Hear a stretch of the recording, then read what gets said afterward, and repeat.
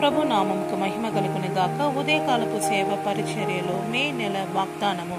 యెహోవా తన ప్రజలకు బలము అనుగ్రహించును.